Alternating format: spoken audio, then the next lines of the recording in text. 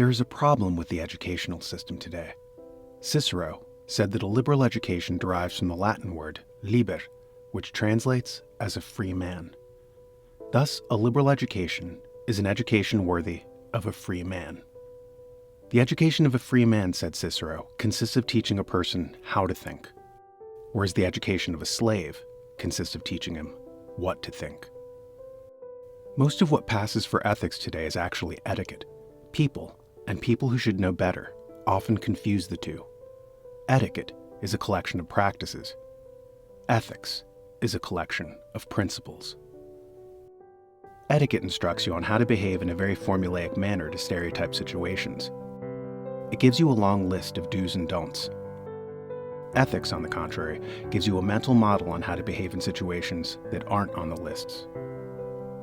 All people perceived as great created mental models. The models don't necessarily have to be true, but they have to be somewhat original. They're useful insofar as they help us make sense of the world around us. For instance, John Dalton presented a mental model of the atom through which we now perceive the physical world. Adam Smith, in The Wealth of Nations, presented a mental model of economics which is hard for people to think beyond now.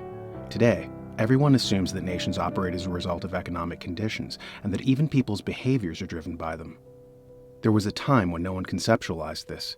They thought of history as random events. Smith taught them otherwise. Natural selection was a mental model by Charles Darwin, based on applying the economic theory of Thomas Malthus to the field of biology. Just as Malthus discussed the problems of overpopulation with not enough food, Darwin applied this to nature to see life as a struggle for resources, with lots of births and even more deaths.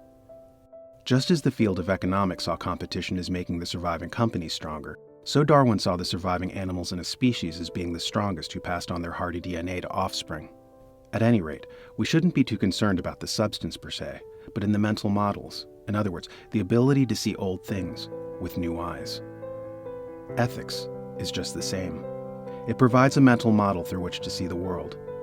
For instance, Aristotle distinguishes between two types of people, those who engage in ethical behavior and those who engage in utilitarian behavior.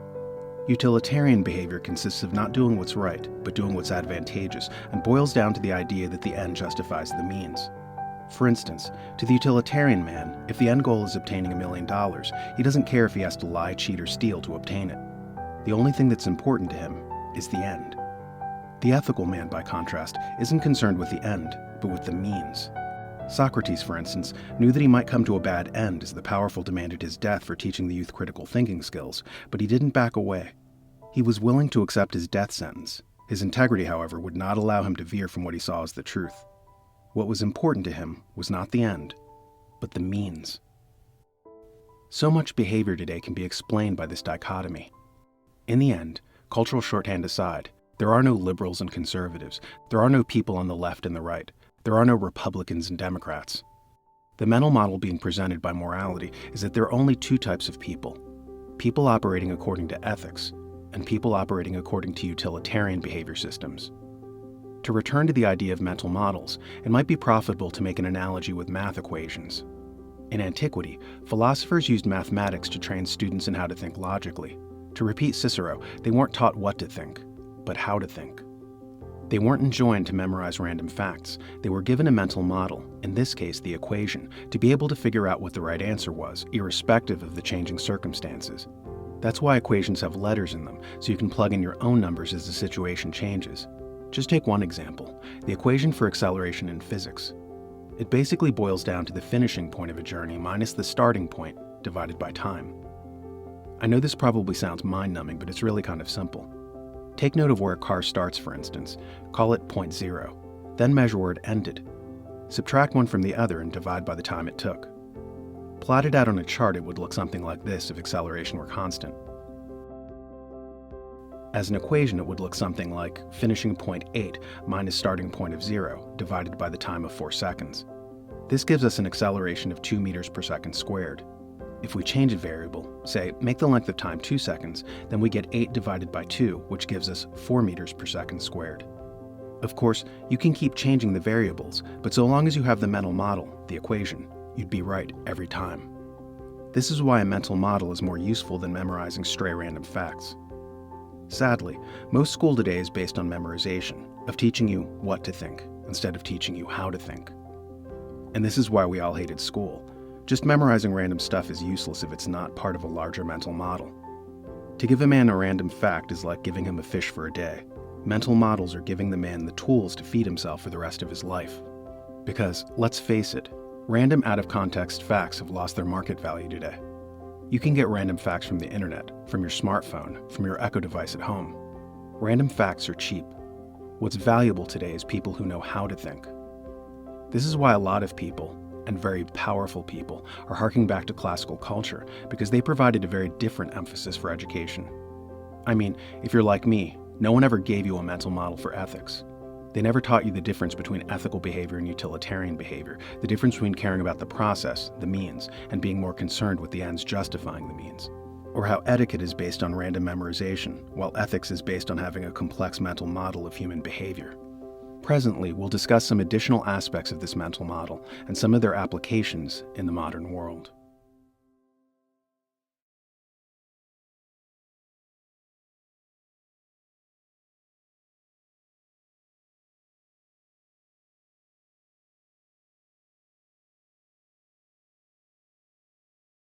What is utilitarian behavior? Utilitarian behavior consists of doing the advantageous thing instead of the right thing.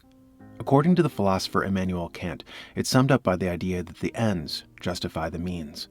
Illustrative of this mindset was the Spartan tyrant Lysander, of whom Plutarch wrote, Lysander, who was a clever quibbler and given to employing cunning deceptions to further most of his designs, counted justice as mere expediency, and honor as that which is advantageous. He said that truth is better than falsehood, but that the worth and value of either is determined by the use to which it is put. Plutarch adds, when others censured him about his violation of his oaths which he had made in Miletus, he said that one must trick children with jacks, but men with oaths. Note how to the utilitarian man, oaths, promises, and commitments were seen as jokes. But stepping outside of antiquity and looking at our more immediate world, utilitarian thinking is still very much alive and well today. Sadly, it's even being taught at universities. Remember, to the utilitarian person, the ends justify the means, so they're always concerned with outcomes over ethics. One of the most conspicuous forms of this thinking is an outcome-based equality currently being designated as equity by colleges around the country. In equality, everybody is treated the same. In equity, however, people are treated differently, so long as they're all equal at the end. This manner of thinking is touched upon in the textbook, Teaching the Ethical Foundations of Economics. In it, we read, people who emphasize outcomes, utilitarian thinking, tend to see economic inequality as morally wrong. People who emphasize process are more likely to approve the results of a system, even if the results are highly unequal, provided the individuals have equal opportunity to succeed. Aristotle denounced equity, saying that it was highly unjust to treat two people the same if one worked much harder than the other. To reward them equally for unequal labor is an act of injustice. Note how in the equity system, based on a foundation of utilitarianism, a box is taken from one person so that someone else can have two. To the utilitarian man, this act of inequality, this violation of the rights of one person, is justified because the end justifies the means. And if the goal is equality on the back end, then who cares how many people's rights you have to violate to achieve a result you consider desirable? This habit of social engineering is mentioned in the book Nudge by Richard Thaler and Cass Sunstein. They have a footnote in the book which says, Kammerer calls for asymmetric paternalism, which he defines as taking steps to help the least sophisticated people while imposing minimal harm on everyone else. Note the usage of the term harm in the quote. They're very well aware that their system harms others, but it's justified by saying it's only minimal harm. And another walk of life where we see this play out is the field of law enforcement. In the book Police Ethics by Tom Barker, he talks about certain police officers abandoning ethics for utilitarian behavior and what is called noble cause injustice. This consists of bending the rules to get the bad guys, whether it's roughing up a suspect, planting evidence on someone to frame them, or lying under oath in court. It's all justified by saying it's to get the bad guys. Tom Barker laments the fact that people of a utilitarian bent think that good can come from evil. In the end, utilitarian behavior is all about cutting corners, ignoring the means, the process, and leapfrogging to the end. Utilitarian thinking is lazy thinking. It's the assertion that you can engage in all sorts of inherently unethical behaviors, so long as you tell yourself that the end justifies the means. You will always be able to discern ethical behavior from utilitarian behavior when you see if the process is emphasized or the end. In the Code of Ethics for Journalism, for instance, the means are emphasized, not the end. One of the lines is, quote, "It is important to pursue truth, no matter what the consequences," end quote. This indifference to consequences is a tip-off that it's ethical. The emphasis is not on the end, but the means. Truth is more important for its own sake than any consequence that may radiate from that truth. An ethical person will always gravitate more towards the truth, towards the process, than towards a perceived end goal. It is right in and of itself, without any reference to a desirable objective. The utilitarian person, by contrast, will always skip over these crucial middle steps and cut to the end, violating all intervening rules and principles if he thinks he's doing something advantageous to himself.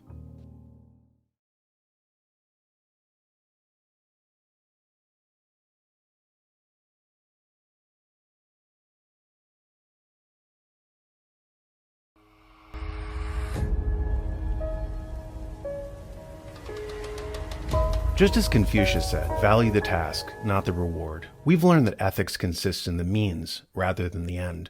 That's not to say that the goal isn't important. It is. We should always have a purpose, what the Greeks called a telos, but that should be roughly 25% of what we're preoccupied with. The other 75% needs to be the means to obtain that end. Think of a GPS. You plug in the destination first, but the rest of the device's computing power is dedicated to the task of getting you there. The means. Neuroscience is only now validating ethics in this regard. New York University professor Gabriele Oettingen wrote a book called Rethinking Positive Thinking, wherein she states that merely dreaming about an end goal isn't enough. That's concentrating on the end, and not the means. By focusing merely on the end, you're not statistically likely to achieve your goal. She developed a protocol which is really like reverse engineering ethics, which she calls the WOOP system. It stands for Wish, Outcome, Obstacle, and Plan. This is a handy tool to get you to work out the means that will guide you to your end. Here's efficiency expert Philippe Corda to explain more. In business organizations, motivation is a big subject. However, we all know people that are motivated and that don't translate their intentions into action. Is there a way to maximize the probability that someone will actually take action? Two German psychologists, Gabriele Oettingen and her husband Peter Gollwitzer, they are both professors at New York University, has conducted a lot of research on that very issue. And they have made very interesting discoveries. The first one is that if you want to translate your intention into action, you have to dream of it first. You have to try to imagine what it will feel like to have done it. This is a critical condition. However, they have also noticed that it can be counterproductive. It means that if you do just that, your brain will interpret that the work has already been done. Therefore, you must immediately focus on the obstacles that could come in the way. Not the external obstacles, but the inner obstacles. What is there in you that could prevent you from taking action? Gabriele Oettingen calls this mental contrasting. The dream, the desired outcome versus the inner obstacle that could come in the way. The third discovery is that you have to be very specific on how and when and where you want to take action. Dreaming of success is not enough at all. You have to be specific on how you will proceed. And more specifically, you have to design an if-then plan. If some obstacle arises, then what are you going to do? And to summarize this, Gabriele Oettingen and Peter Gollwitzer, they have designed a very simple model that they call WOOP. Wish, what is your wish, your intention? Outcome, what is the desired outcome? Obstacle, what is the inner obstacle that could come in the way? And P, plan. How are you going to proceed? And if some obstacle happens, then what are you going to do? This if-then strategy is about training in a sort of computer algorithm to create new habits in your mind. Ethics is primarily about habit formation, hacking your brain and uploading positive behaviors to supersede negative behaviors. Cicero called this creating a second nature, a second series of habits that help you better yourself. Aristotle also alludes to this when he says that excellence is not an act, but a habit. Mental contrasting and its help in aiding people to upload if-then statements goes a long way toward training in these habits, something that Eric Barker talks about in his book, Barking Up the Wrong Tree. In one study, Peter Gollwitzer and Veronica Brandstatter found that just planning out some basics like when to do something, where and how, made students almost 40% more likely to follow through with goals. The two magic words are if and then. For any obstacle, just thinking, if X happens, I'll handle it by doing Y, makes a huge difference. How powerful are these two simple words? They even work for people who have very serious behavioral problems. Drug addicts going through withdrawal. With no if-then implementation intentions, 0 people followed through on putting a resume together. But when the two magic words were used ahead of time, 80% of the people were ready to apply for a job. What's so powerful here? You're getting your non-conscious mind involved. Instead of waiting until problems arise, you're giving your brain a habitual response to enact on autopilot. This acting on autopilot is basically proof that what you just did was upload a new habit. If I feel like eating a candy bar, then I will eat a salad instead.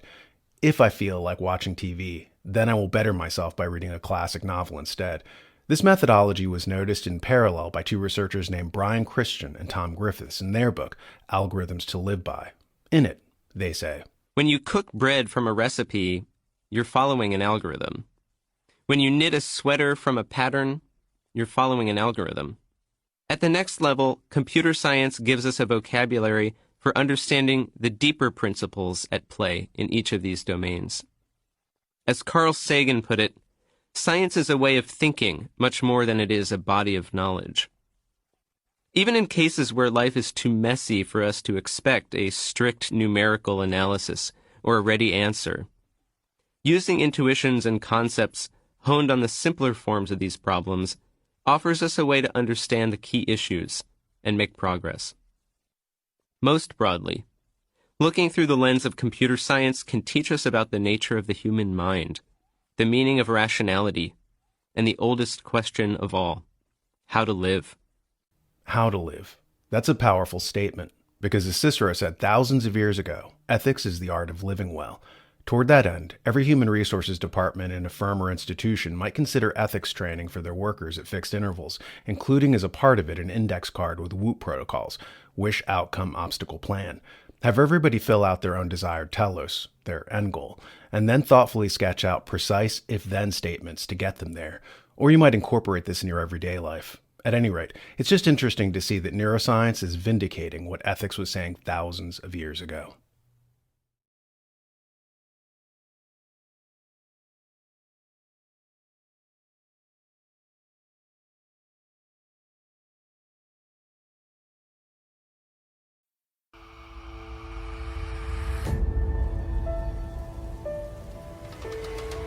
What is a telos? In Greek, it means an end goal, a purpose. Aristotle wrote, "Since actions in arts and sciences are many, the ends likewise come to be many. Of the healing art, for instance, health; of the shipbuilding art, a vessel; of the military art, victory; and of domestic management, wealth are respectively the ends."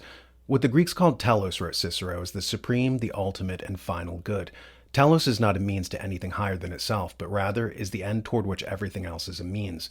Aristotle gave his definition of happiness as the fulfillment of goals.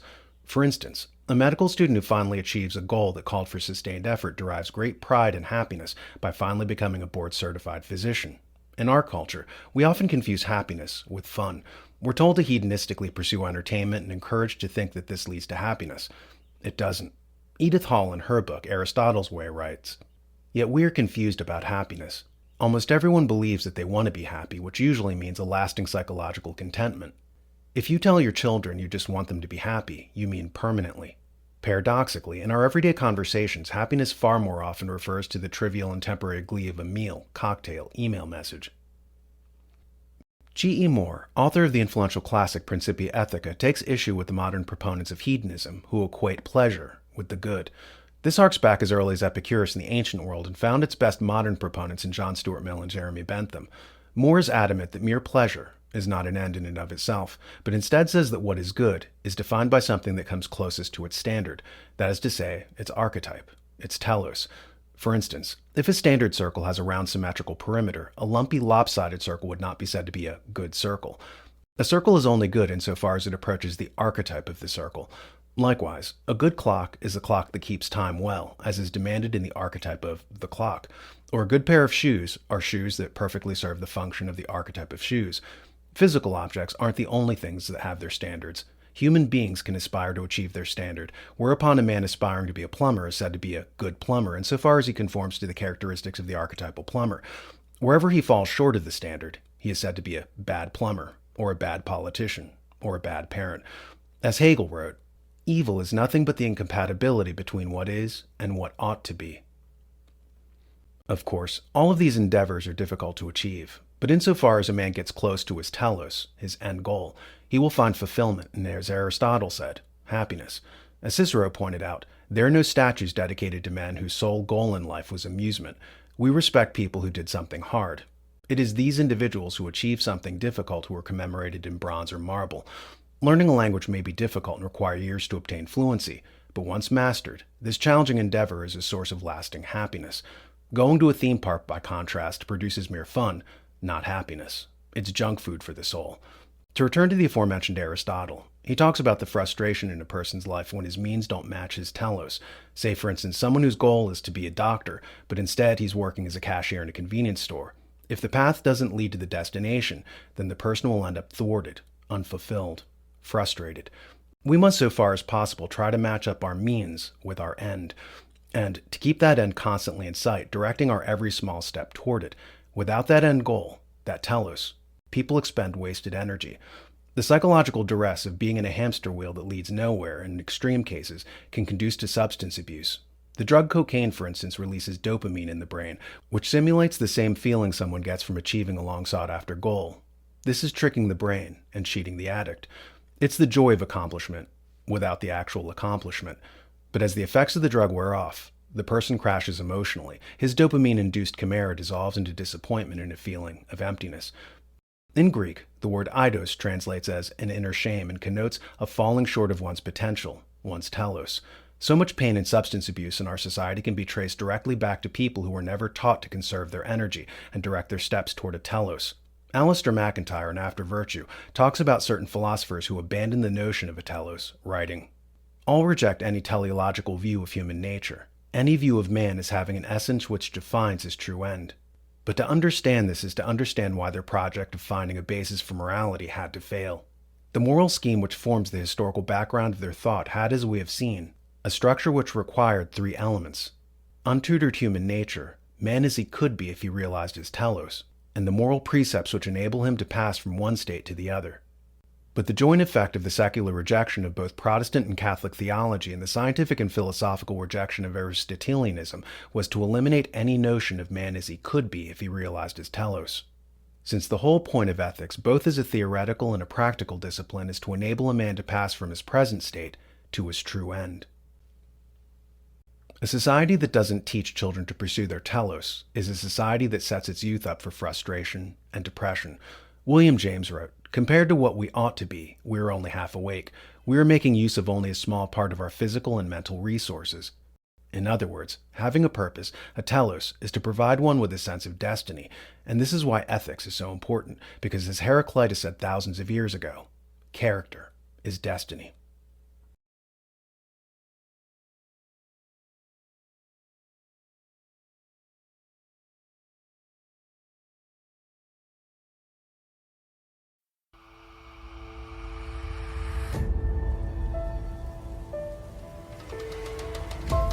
What's the difference between ethics and law? In De Republica, Cicero wrote, "Of Xenocrates, one of the noblest of philosophers, it is said, that when he was asked what his disciples learnt of him, he replied, to do that of their own choice, which the laws enjoined them to do." In this formulation, we see a distinction carved out between law and ethics. If a society was filled with ethical people, there would be no need for law. So, in that sense, the law is merely an externalized form of ethics. It's what happens when everything else fails. As Benjamin Franklin said, only a virtuous people are capable of freedom. As a nation becomes corrupt and vicious, they have more need of masters. John Stuart Mill mentions this too in Considerations on Representative Government. He says that a republic requires an active population, whereas in a tyranny, the people are encouraged to remain passive. In a republic, every citizen is expected to be a sort of de facto deputy of the police, imposing citizens' arrests where they encounter wrongdoing, whereas in a despotism, if people see someone being mugged, they cross over to the other side of the street, saying, "It's not my responsibility, let the police take care of it." Mill wrote, "A people must be considered unfit for more than a limited and qualified freedom, who will not cooperate actively with the law and the public authorities in the repression of evildoers. A people who are more disposed to shelter a criminal than to apprehend him, who like the Hindus will perjure themselves to screen the man who has robbed them, rather than take the trouble to expose themselves to vindictiveness by giving evidence against him. Who like some nations of Europe down to a recent date, if a man poniards another in the public street, pass by on the other side, because it is the business of the police to look to the matter, and it is safer not to interfere in what does not concern them. Required that public authorities should be armed with much sterner powers of repression than elsewhere, since the first indispensable requisites of civilized life have nothing else to rest on." Mill refers to such people as morally stunted, saying of them, "Nor is it only in their intelligence that they suffer. Their moral capacities are equally stunted. Though the newspapers are littered on a daily basis with women being raped in front of a whole crowd who did nothing to stop the crime, such as in the recent case of Fiston Nugai in Philadelphia, who raped a woman on a SEPTA train while onlookers did nothing. A classic example of this phenomenon, is used both in American and British psychology classes, is that of Kitty Genovese, whose murder presented an object lesson in public apathy. On March 13, 1964, she was chased by a stalker who stabbed her to death. Though there were 38 witnesses, not a single person intervened to help her or call the police. The worst part of all was that her killing was completely random, carried out by a man named Winston Moseley. In the grip of a manic compulsion, he later told police, "I had an uncontrollable urge to kill. When I got such a thought, it remained with me regardless of what else I might be thinking. I had a hunting knife that I had taken from a previous burglary, and I took it with me." What was almost as troubling as the crime itself was the reaction of the people who lived in surrounding buildings, who did nothing to stop the act. When interviewed later by investigators, they said things such as, "It was none of my business. I couldn't make out what she was saying. I thought some kids were having fun. Frankly, we were afraid. I was tired." Chief Investigator Bernard Jacobs remarked, "They were in their homes near phones. Why should they be afraid to call the police?" Jacobs admitted to the fact that there was then no law compelling them to intervene in the commission of a crime, but asked, "Shouldn't morality oblige a witness to do so?" This case illustrates the limits of law, which is the least that someone can do, as opposed to ethics, which asks for more. In Principles of Biomedical Ethics, Childress and Beecham talk about how moral excellence should be aspired to, not perfunctory box checking. They write, "If we only expect the moral minimum of obligation, while ignoring moral ideals, we deprive people of behavior that is worthy of aspiration." They touch upon the subject of a scientist conducting human experimentation and add, "Consider the clinical investigator who uses human subjects in research, but who only asks, 'What am I obligated to do to protect human subjects?' This investigator's presumption is that once this question has been addressed by reference to a checklist of obligations, for example government regulations, he or she can ethically proceed with research. By contrast, in the model we are proposing, this approach is only the starting point." In A Short History of Ethics by Alistair McIntyre, he writes, "Mutual self-interest leads men to combine in setting up constraining rules to forbid aggression and lust, and powerful agencies to inflict sanctions on those who break the rules.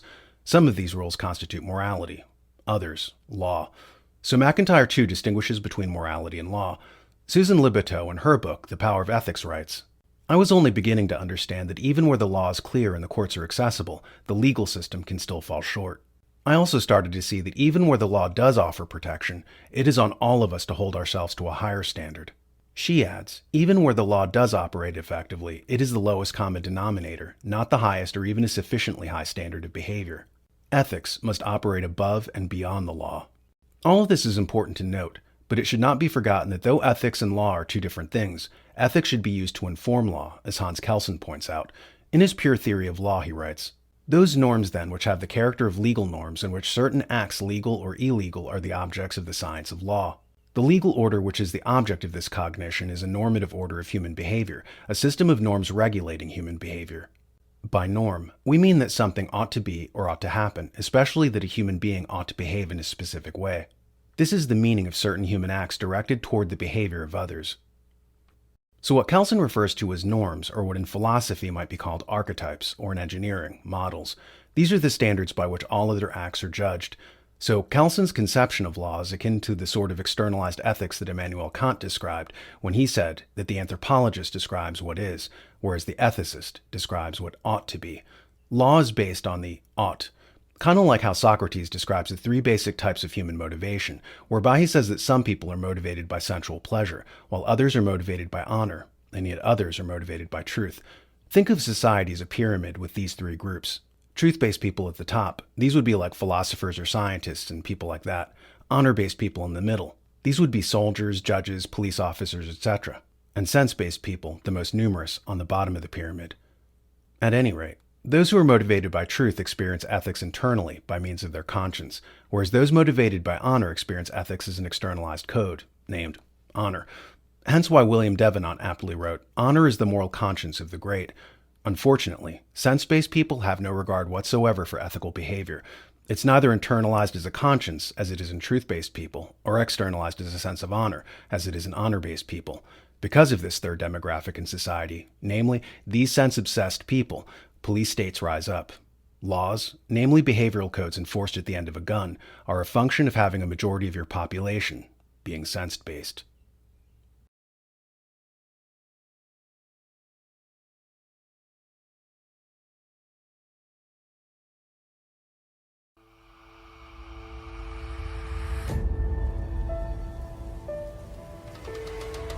What is the difference between ethics and morality?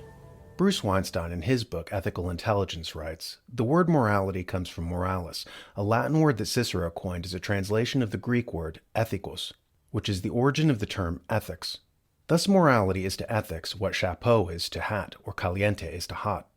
It's true that many, perhaps most people, make a distinction between morality and ethics. But the problem is that no two people seem to agree about what that distinction is. Test this claim by asking 5 people you know, do you believe there is a difference between ethics and morality? If so, what is that difference? You'll get responses like these. Ethics has to do with social standards, morality is about personal beliefs. Ethics comes from secular institutions, whereas morality is a religious phenomenon. Ethical judgments are absolute and objective, moral judgments are relative and subjective. Not only do folks differ about what the distinction between the concepts is, they also differ about how to define each one. Even those who believe there is no difference between ethics and morality may differ over how to define them. If the first part of creating an actionable ethics is defining it, then the second part is thinking about it systematically. Toward that end, it might be beneficial to turn to systems theory. Heinz von Forster, in his essay on ethics and second-order cybernetics, talked about how cybernetics is the study of systems. First-order cybernetics consists of looking at a system from outside of it, whereas second-order cybernetics consists of the system plus the individual within it. For instance, in studying nature, man is inside the system he is studying. Von Forster makes an interesting distinction between someone issuing commandments from outside of a system versus someone internalizing injunctions due to existing within a system. He writes, "In the case of the first example, as a result of my independence, I can tell others how to think and act. Thou shalt not. This is the origin of moral codes. In the case of the second example, because of my interdependence, I can only tell myself how to think and act. I shall not. This is the origin of ethics." So using this as a baseline, when people try to control others, this is what von Forster would designate as moralizing. When people try to exercise self-control, this is ethics. Ethics is personal development. Epictetus talked about how the goal of a philosopher is self-control. He cannot control the world, but he can control his reaction to it. If he achieves this, nothing can enslave him. "I must die," says Epictetus. "But must I die groaning too? Be fettered? Must I be lamenting too? Exiled? And what hinders me then, but that I may go smiling and cheerful and serene? Betray a secret? I will not betray it, for this is in my own power. Then I will fetter you. What do you say, man? Fetter me? You will fetter my leg, but not Zeus himself can get the better of my free will. I will throw you into prison. I will behead that paltry body of yours. Did I ever tell you that I alone had a head not liable to be cut off? These things ought philosophers to study. These ought they to daily write, and in these to exercise themselves." Gandhi echoes this when he says, as human beings, our greatness lies not so much in being able to remake the world, that is the myth of the atomic age, as in being able to remake ourselves. Sadly, many people do not understand the difference between moralism and ethics. Moralism is trying to change others, as if you're outside the system, whereas ethics is trying to obtain self-mastery, as if you're inside the system and interdependent with it. A university provides an example of this confusion when they claim to be posting so-called ethics videos, but instead promoted moralism. One of their videos, for instance, encourages students not to better themselves so much as to inform on others. Watch here. I think that what keeps me from speaking up when someone's cheating is selfishness, because I want to save face and it doesn't affect me. No one wants to be that person. Even if you are the person who stands up and corrects someone, if you don't see it fixing anything, you get discouraged. These young people assume that it's their responsibility to correct others. What they're engaging in is moralism. It is social control. Ethics is self-control. If you're young and idealistic and you want to change the world, the best way to do that is to be the change you want to see. How we conduct ourselves can have a pronounced effect on how others behave. It sets up a cultural field which produces a profound effect on objects within that field. As a personal example, I remember maximizing my time at a job. Whenever I had downtime, I would pull out a technical manual and try to read it in little snatches. Though I never preached about this attempt at knowledge acquisition, I was shocked when others saw me out of the corner of their eyes and it inspired them to follow suit. Once watching coworkers goof off or spend time unproductively during lulls, someone brought to my attention the fact that they were now reading worthwhile material in their downtime. Without knowing it, I had set up a cultural field around me. I became what Cass Sunstein calls a norm entrepreneur in his book, How Change Happens. At any rate, you get the point. Ethics is personal development. It's not social control. The fact that good behavior can influence others in positive ways is a great side effect, but it is not the primary purpose of ethics. Ethics is you taking control of your life, being free to make decisions without having your will influenced by vices or other outside influences. As Pythagoras said, no man is truly free who is ruled by and slave to his passions.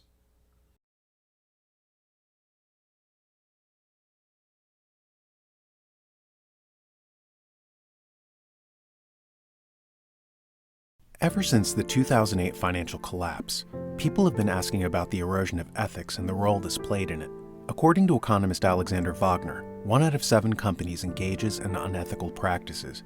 I'm pretty sure there are at least 7 companies you have interacted with today. Let me tell you a stunning statistic. 1 out of 7 large public corporations commit fraud every year. These frauds cost the shareholders of these companies and therefore society on the order of $380 billion per year. And it's not just upper management under the microscope. According to the Association of Fraud Examiners, employee fraud accounts for a revenue loss of 7% in the average company.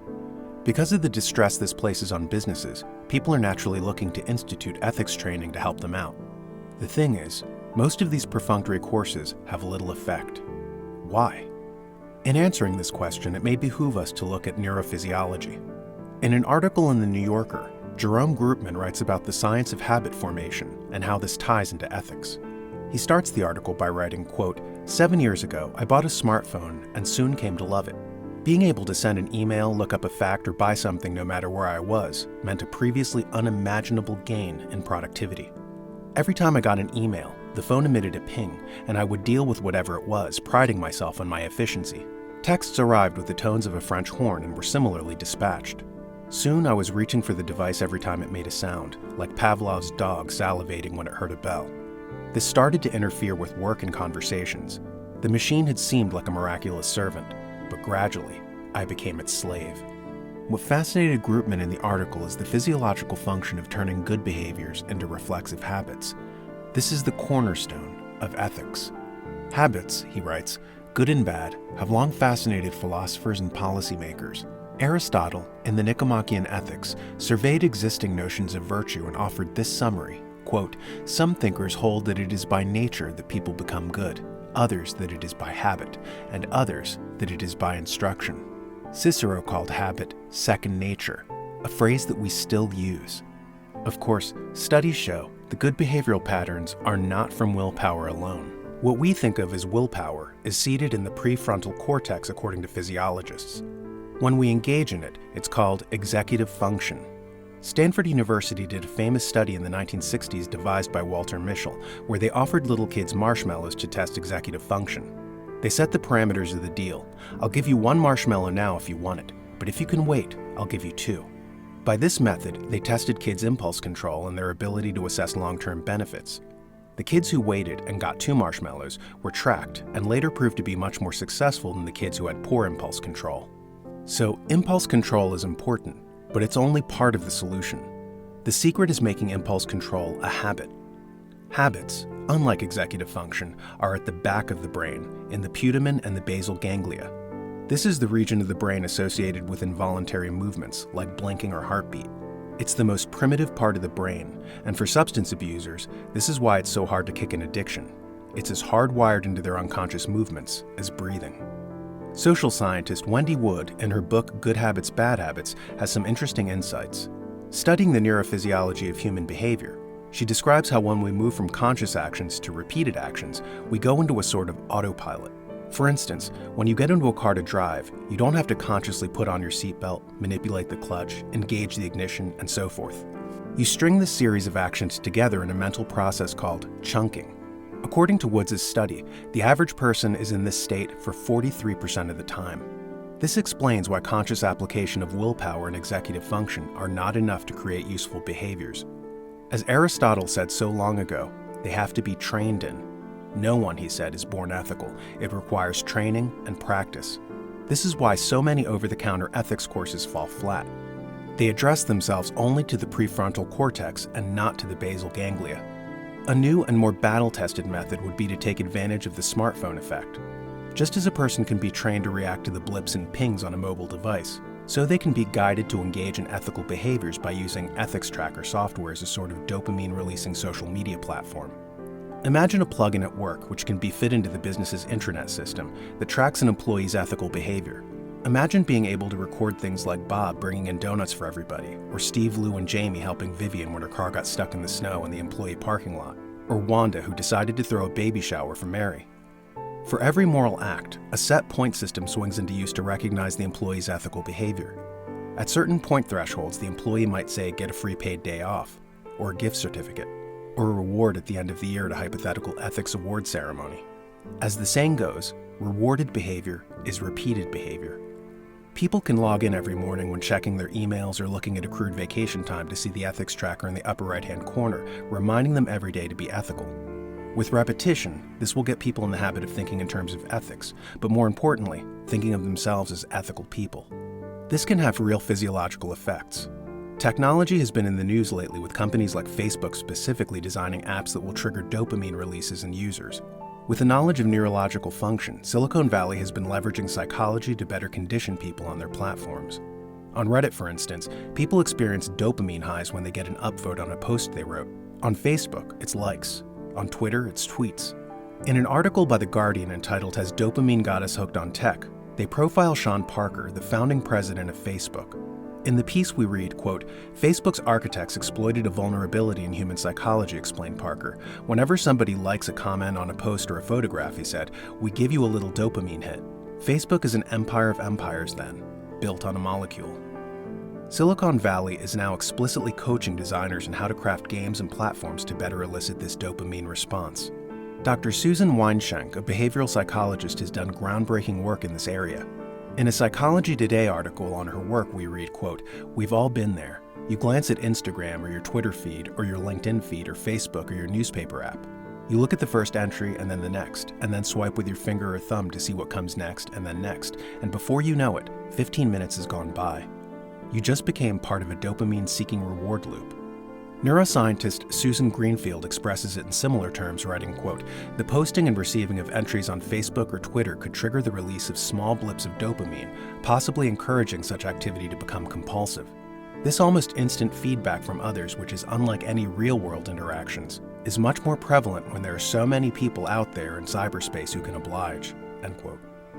Note the words feedback from Dr. Greenfield and reward loop from Dr. Weinschenk. Both characterizations echo the science of cybernetics, which controls systems through feedback loops. We find the concept again in the work of economists Richard Thaler and Cass Sunstein. In their book, Nudge, they delve into behavioral economics and discuss the job of choice architects in various fields. They write, quote, "It seems reasonable to say that people make good choices in contexts in which they have experience, good information, and prompt feedback," end quote. At the beginning of the book, they introduce the reader to the concept of choice architecture by presenting them with a school cafeteria superintendent. In charge of 40 schools, she wants to optimize healthy choices. In discussing the dilemma with a friend of hers who's adept at marketing from the private sector, he makes her aware of the concept of choice architecture. He says that she can subtly shape the conditions in the cafeteria to maximize the possibility of better choices. For instance, she might place the fruit and vegetables in the line of sight of children, while placing desserts in a more out-of-the-way location. They can still exercise freedom of choice and get the dessert if they so desire, but it will now cost them a little extra in terms of cognitive effort. In an audit after the fact, this form of what they call libertarian paternalism showed shockingly effective results. People, as Thaler and Sunstein pointed out, tend to go with the flow. They'll usually default to the easiest choice that costs them a minimum of cognitive effort. Of course, a platform utilizing the concept of choice architecture in the service of ethics is only one component of a larger changing of the climate in a business. The employees have to know that ethics are important to the CEO. A recent study indicates that CEOs are responsible for 70% of a climate in a business. If the CEO signals that ethics are important to him, then the employees will follow suit. He can demonstrate this by having ethics refreshers at set intervals, as well as immersing the employees in an invisible culture of ethics with things like ethics quotes on the walls or ethics awards at the end of the year. It's about encouraging a revitalized interest in ethical behavior in our society and promoting more moral choices. If we don't begin a renaissance of ethics, then we risk repeating more catastrophes like the financial collapse of 2008. It's time to ditch the old bland ethics courses which address themselves to the front of the brain and go in one ear and out the other. It's time to try something revolutionary and new, something that actually works. It's time to start recognizing people of integrity, because rewarded behavior is repeated behavior.